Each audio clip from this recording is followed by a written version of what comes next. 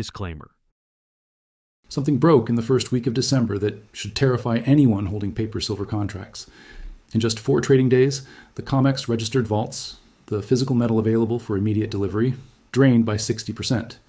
We're talking about 47.6 million ounces vanishing, while spot prices simultaneously hit an all-time high of $70 per ounce. Think about that contradiction for a moment. When have you ever seen the price of something surge to record levels while the supply disappears from the warehouses? Here's what should grab our attention. This isn't a temporary hiccup in the supply chain. Walk into any coin shop in America right now and ask for a 100-ounce silver bar. The dealer will either laugh or show you a pre-order form with delivery dates stretching into April or May of 2026. That's not next month. That's 16 months away. Meanwhile, the factories making solar panels and electric vehicles and AI data centers are getting all the silver they need, paying premiums of 8 to 12% above spot price, and nobody in the mainstream financial press seems curious about why retail buyers have been completely cut out of the market. You know what's fascinating? The technology sector has been quietly building the most intense demand spike for physical silver in modern history, and most investors have no idea it's happening. According to the U.S. Energy Information Administration, our IT infrastructure power consumption has increased by 5,252% since the year 2000. Every single one of those data centers, the ones processing your ChatGPT queries, streaming your Netflix shows, training the AI models that Silicon Valley can't stop talking about, requires massive amounts of silver for power distribution and cooling systems. We're not talking about a few ounces here and there. A single hyperscale data center uses between 20 and 50,000 ounces of silver just in its electrical infrastructure. Then you layer on the solar panel build-out.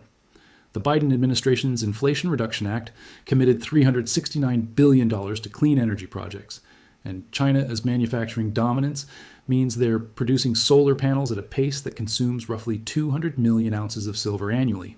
Each panel needs about 20 grams of silver paste for the photovoltaic cells. There's no substitute that works as efficiently. Electric vehicles add another 90 million ounces of annual demand because silver is essential for battery management systems, charging infrastructure, and the complex electronics that make these vehicles function. So what happens when industrial buyers who absolutely need physical silver to keep their production lines running start competing for the same metal that retail investors want to hold as a store of value? The refineries do the math. A tech company calls up offering to wire transfer payment for a 2 million ounce shipment going to a single facility address. A retail wholesaler calls offering to buy 50,000 ounces that need to be distributed across 12 warehouses in 6 states. Which customer would you prioritize if you're running a refinery trying to maximize efficiency and minimize logistics costs? The numbers don't lie, and they're starting to paint a picture that should concern anyone watching our monetary system. The Silver Institute's World of Silver survey documented that global silver demand exceeded supply by 95 million ounces in 2025. That's the 5th consecutive year we've run a deficit. When you add up the cumulative shortfall since 2021, we're looking at 820 million ounces more consumed than produced. For context, total global silver production in a year runs around 880 million ounces. We've burned through nearly a full year's worth of global production from above-ground inventories. But here's where the story gets really interesting. The disconnect between paper prices and physical reality has never been more extreme. London lease rates, which typically hover between 1% and 3%, spiked to 11% in October. That's the cost of borrowing physical silver for short-term delivery, and those rates only explode like that when there's a desperate scramble for actual metal. Meanwhile, the Shanghai Gold Exchange has been consistently paying $8 per ounce more than COMEX prices. Think about what that means. Chinese buyers are willing to pay a significant premium over the official price just to secure physical delivery, which tells you the paper price trading in New York does not reflect the true scarcity of available silver. The futures market is showing something even more alarming. Backwardation up to $3,000 per contract.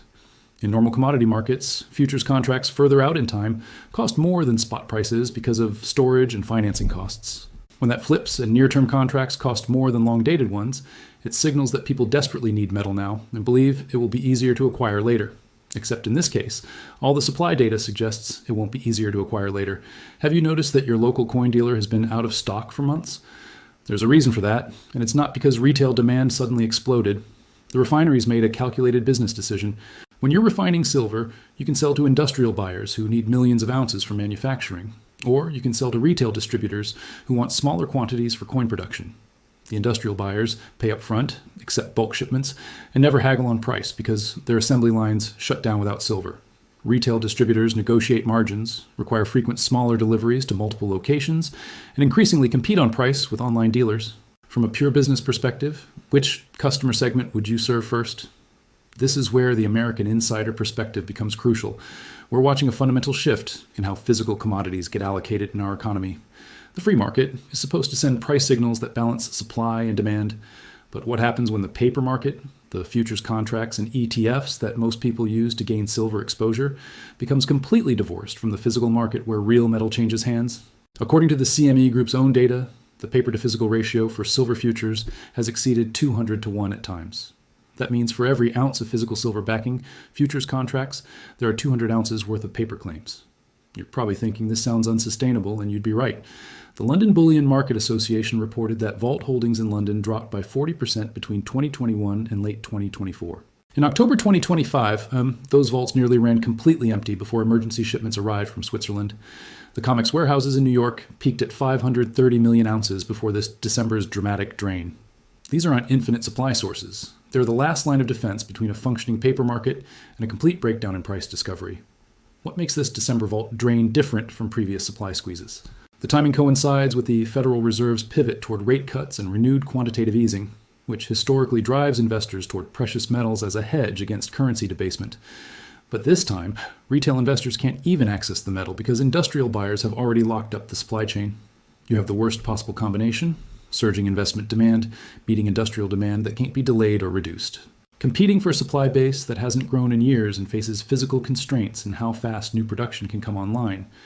The factories are paying $82 when you factor in premiums and logistics, while dealers are showing empty display cases and pre-order forms stretching into next summer. That's not a functioning market. That's a market on the verge of a fundamental repricing event. Let's talk about why the math guarantees this gets worse before it gets better. According to the Silver Institute's World Silver Survey, we're looking at our 5th consecutive year where global consumption exceeds production. That 95 million ounce shortfall in 2025 brings the cumulative deficit since 2021 to 820 million ounces. To put that in perspective, total annual worldwide silver production runs about 880 million ounces. We've essentially consumed an entire year's worth of global production from existing above-ground inventories. And those inventories are what we're watching drain from COMEX and London vaults. What's driving this structural deficit? Solar panel production alone consumes roughly 200 million ounces annually, and that number keeps growing. The International Energy Agency project's global solar capacity needs to triple by 2030 to meet climate commitments, which means demand from this sector isn't peaking, it's accelerating. Electric vehicles add another 90 million ounces of annual demand because silver is essential for battery management systems and electrical infrastructure. Then you add the data center build-out, which represents the fastest growing component of industrial silver demand and one that most investors completely overlook. Here's the supply problem that nobody's solving. Mine output has been essentially flat for 5 years. The United States Geological Survey tracks this data, and their numbers show primary silver mine production hovering around 250 million ounces annually. Another 630 million ounces comes from mines, where silver is a byproduct of copper, lead, and zinc extraction. Those operations don't increase silver output when silver prices rise. They respond to the economics of their primary metal. So when tech companies and solar manufacturers suddenly need an extra 100 million ounces per year, where exactly is that metal supposed to come from? Here's where the refinery calculation becomes crystal clear, and it explains why your local coin shop can't get inventory. Imagine you're running a silver refinery in Switzerland or Canada. A tech giant contacts you requesting 2 million ounces for a data center project in Virginia. They offer a wire transfer for the full amount plus an 8% premium over spot price. They want the entire shipment delivered to a single facility address. The logistics are beautifully simple. Load it on a truck or arrange air freight, send it to one address, receive immediate payment, move on to the next order. Now compare that to a retail wholesaler who wants to buy 50,000 ounces. They need the silver distributed across 12 regional distribution centers in 6 different states. They want to negotiate payment terms, maybe net 30 or net 60 days, because they need to sell the products before they pay the refinery. They're going to haggle over the premium because they're competing with online dealers who are racing to the bottom on margins to capture market share. From a pure business efficiency standpoint, which customer are you serving first? The industrial buyer who needs millions of ounces and pays immediately, or the retail distributor who needs smaller quantities, more complex logistics, extended payment terms, and constant price negotiations? This isn't about conspiracy or market manipulation. It's cold business mathematics. Refineries optimize for their best customers, and right now, Industrial buyers are objectively better customers than retail distributors. The profit margin per ounce might be similar, but the operational simplicity and cash flow dynamics make industrial sales infinitely more attractive. This is why dealers across our country are showing empty shelves, while Tesla and First Solar and Microsoft are getting all the metal they need for their manufacturing operations. But here's what should really concern us. The geographic arbitrage that's developed proves how disconnected paper and physical markets have become.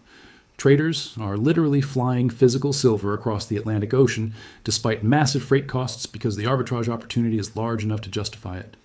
Think about that logistically for a moment. Silver is heavy. A single 1,000-ounce bar weighs about 68 pounds. You're talking about significant freight costs to airship metal from London to New York or from New York to Shanghai. Yet according to trade data from the London Bullion Market Association, we've seen unprecedented physical transfers between vault systems over the past 18 months. London vault holdings have declined by 40% since 2021, dropping from over 1 billion ounces to roughly 600 million ounces by late 2024. In October 2025, those vaults came within days of running completely empty before emergency shipments arrived from Swiss refineries. Meanwhile, COMEX inventories in New York peaked at 530 million ounces earlier this year before the December drain we discussed. What's happening is a global shell game where physical metal keeps moving to capture geographic price differentials, but the total amount of available metal is shrinking every quarter because industrial consumption exceeds mine production. The Shanghai Premium tells you everything about physical scarcity. Chinese buyers have consistently paid $6 to $10 per ounce above COMEX spot prices throughout 2025. China is the world's largest solar panel manufacturer, the largest EV producer, and they're building data centers at a pace that makes our build-out look modest. They need physical silver more urgently than anyone, and they're willing to pay meaningful premiums to secure delivery. When you see sustained geographic premiums like this that persist month after month, it's telling you that the futures price discovered on COMEX does not reflect true physical scarcity in the real world where manufacturers need actual metal for production. Let's dig into those lease rates because they're signaling something critical that most investors miss. Silver lease rates represent the cost of borrowing physical metal for short-term delivery, typically used by industrial manufacturers who need silver immediately but are waiting on their own shipments to arrive. Normal lease rates run between 1% and 3% annually, basically just covering insurance and storage costs with a small profit margin. When rates spike to 11%, like they did in October, it means there's a desperate scramble for available metal, and lenders are charging premium rates because they're not confident they'll get the physical back or be able to replace it easily in the market. Compare this to the stock market for a moment. When you see short interest spike and borrowing costs for shares explode, what does that tell you? It signals a potential short squeeze where people betting against a stock are having trouble borrowing shares to maintain their positions. Silver lease rates spiking to 11% are the commodity market equivalent of a short squeeze setup. Except in this case, the prompt of the shorts are the entire paper futures market that sold more claims on silver than physical metal exists to deliver against those contracts. The Bank for International Settlements publishes data on over-the-counter precious metals derivatives, and their numbers show that the notional value of silver derivatives far exceeds the value of all the physical silver available for delivery. We're not talking about a small discrepancy. We're talking about a paper market that's created leverage ratios that would make a mortgage broker during the 2008 housing crisis blush. When every ounce of physical silver has multiple paper claims against it, eventually someone who expects delivery is going to be told there's no metal available at the contracted price. You know what's frustrating about this whole situation? The warning signs have been visible for years, but analysts kept predicting that higher prices would incentivize new mine production. Except opening a new silver mine takes anywhere from 2 to 5 years from discovery to production, and most new silver deposits are deeper, lower grade, and more expensive to extract than historical sources. The World Silver Survey shows that even with silver prices rising from $15 per ounce in 2020 to $70 in 2024, global mine supply increased by less than 5%. Why? Because the easy silver has already been mined. You can't just decide to produce more silver because prices went up. The geology doesn't work that way. Meanwhile, industrial demand shows zero signs of slowing down. The CHIPS Act authorized $280 billion for semiconductor manufacturing in America, and every fab plant needs massive amounts of silver for electrical infrastructure. The infrastructure bill allocated $7.5 billion for EV charging stations nationwide. Federal climate policy has essentially guaranteed that solar installation growth continues, regardless of silver prices, because subsidies and mandates create demand that's price inelastic. Here's the calculation that should concern every American watching our economy. If we continue running a 95 million ounce annual deficit with no new mine supply coming online in the next 2 years, where does that metal come from? The only source is above ground inventories, the vaults we've been discussing. Those COMEX warehouses that held 530 million ounces before December, at current deficit rates, that's enough to cover maybe 5 years of shortfalls, except we just watched 60% of the registered inventory disappear in 4 days. London vaults nearly went empty in October. Shanghai is paying premiums because they can't get enough metal through official channels. The refineries have made their choice based on customer economics. Industrial buyers who need silver for manufacturing will always be better customers than retail distributors who want silver for investment products. That's why delivery windows for retail silver have extended from 2 weeks to 16 months. That's why your local dealer's display case is empty while Florida's EV plants and Amazon's data centers keep running without interruption. What we're witnessing is a commodity market being repriced in real time. But the repricing is happening in the physical market, while the paper market continues operating as if infinite supply exists at current prices.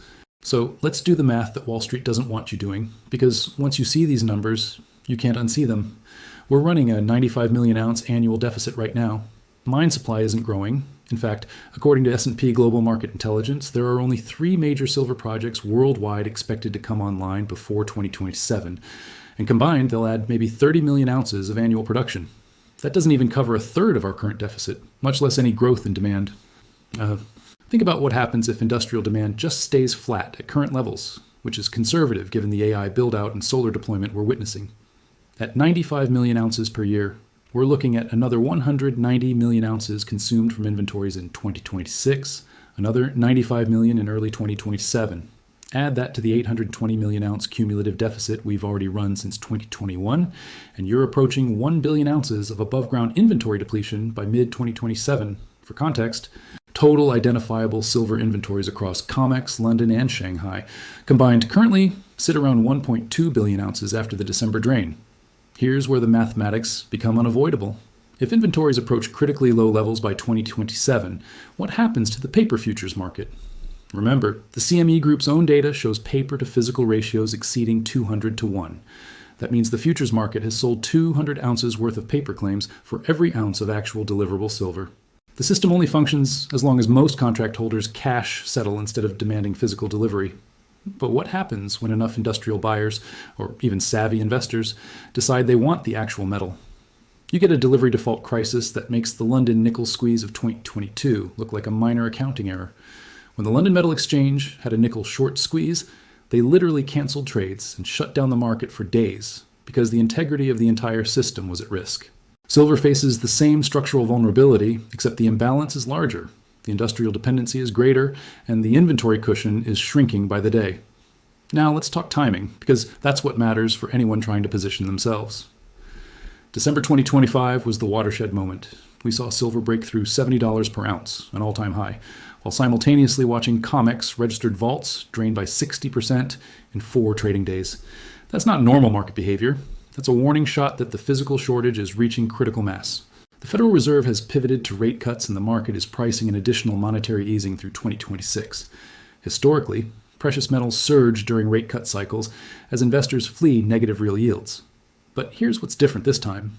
Retail investors can't even access the physical market effectively. In previous cycles, when gold and silver rallied, you could walk into a coin shop and buy what you wanted with maybe a small premium.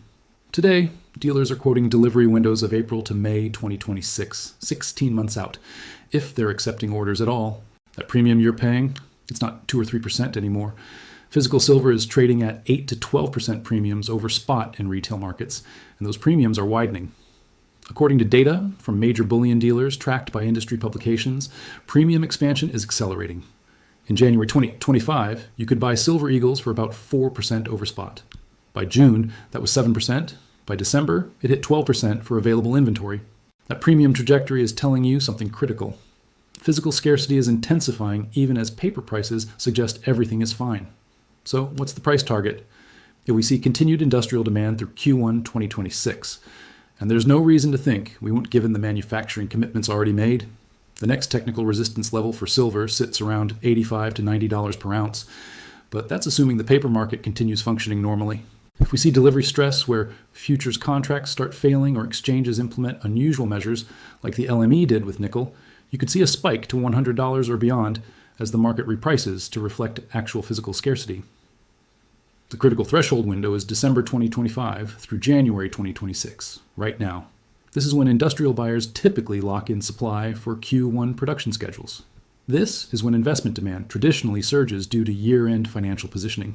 And this is when we're seeing the Federal Reserve cutting rates into an environment where physical silver inventories are at multi-year lows, the perfect storm of factors that could force a paper market reckoning. Here's your action blueprint, and this isn't investment advice. It's intelligence for navigating what's happening in real time. First, watch those physical premiums. When premiums expand from 8% to 12% to 15% and beyond, that's the market screaming that paper prices are fiction. Ignore short-term spot price volatility in the futures market. What matters is whether you can actually acquire physical metal and what you have to pay for it. Second, understand the delivery window reality. If you're trying to acquire physical silver right now, you're looking at April to May 2026 delivery at best, and those windows are closing as refineries continue prioritizing industrial customers. This isn't a situation where you can wait for confirmation and then act. By the time mainstream financial media acknowledges the shortage, the retail market will be completely locked up. Third, recognize the one-way nature of this situation. Once you sell physical silver to tech giants at $90 or $100 because you think you can buy it back cheaper later, you may not be able to buy it back at any price when supply evaporates completely. The AI build-out doesn't stop. The solar deployment doesn't stop. The EV production doesn't stop. These are multi-trillion-dollar industrial commitments that cannot be delayed or canceled because silver is expensive. These companies will pay whatever it takes to keep their production lines running. Think about it from their perspective. If you're building a $5 billion data center and you need 50,000 ounces of silver for electrical infrastructure, you're not going to let a $2 or $3 million metal purchase delay the project. You'll pay the premium, secure the supply, and move forward. That's why industrial buyers are getting all the silver while retail investors are getting pre-order forms dated 16 months in the future. The World Gold Council published research showing that during the last major precious metals bull market from 2008 to 2011, silver outperformed gold by a factor of 3 to 1 once the momentum shifted. Silver went from $9 to $48, a 500% move, while gold went from $700 to $1,900, a 170% move. The leverage in silver comes from its smaller market size and industrial demand component. When supply constraints meet investment demand, the price moves are violent and fast. But here's what you need to understand about this cycle. It's fundamentally different from 2008, 2011. Back then, the shortage was driven primarily by investment demand. This time, it's structural industrial demand that cannot be reduced without shutting down critical sectors of our economy. Solar manufacturers can't make panels without silver. EV companies can't build battery systems without silver. Data centers can't function without silver electrical components. This demand is locked in regardless of price. Remember where we started this conversation? 47.6 million ounces drained from COMEX in 4 days while prices hit all-time highs. Factories paying $82 with premiums, while dealers show empty cases. That wasn't an anomaly. That was the market revealing its true structure. The paper price is a fiction maintained by a futures market that sold more claims than physical metal exists to deliver. The physical market is where reality lives, and reality is showing us that industrial buyers have captured the supply chain while retail investors have been systematically cut out. The mathematical endgame is straightforward. At 95 million ounces of annual deficit with minimal new mine supply coming online, we are on track to deplete identifiable inventories to critically low levels by 2027. The paper market will face a reckoning when delivery demands exceed available physical supply. The repricing will be violent because years of accumulated deficit have been masked by drawing down above-ground stocks that took decades to accumulate. You're watching a historic commodity market dislocation unfold in real time. The intelligence is available if you're willing to look past paper prices to physical market signals, those 8 to 12% premiums expanding, those 16-month delivery windows, those vault drains, those lease rate spikes, those geographic arbitrage opportunities. Every signal is pointing in the same direction. Physical silver is becoming scarce, while paper markets pretend everything is normal. The choice is whether you act on intelligence while there's still time to position yourself, or whether you wait for mainstream confirmation that will only arrive after the opportunity has passed. The refineries have already made their choice. The industrial buyers have already made their choice. The question is whether you're reading the signals they're sending before the market forces everyone to acknowledge what's been obvious in the physical realm all along. There is not enough silver to satisfy both industrial demand and investment demand at these prices. And the paper market's reckoning is approaching faster than most people realize.